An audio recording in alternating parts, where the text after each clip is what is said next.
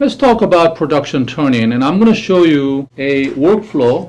I receive a billing sheet, whether a reporter manually filled in or she uses software or electronic billing sheet, and the ASCII. So as a production person, I just got an email that has a billing sheet and an ASCII attached to it from the reporter.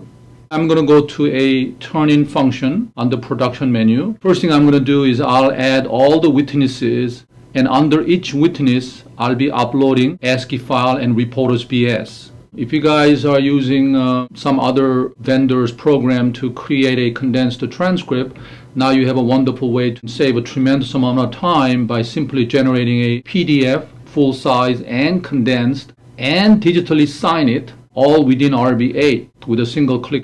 After that, if there are any exhibits, I'll upload all the exhibits to the same repository, and then we'll send out notification to all the attorneys, not only just the ones ordering, but all the attorneys that were present at the depot, telling them these files are available for download.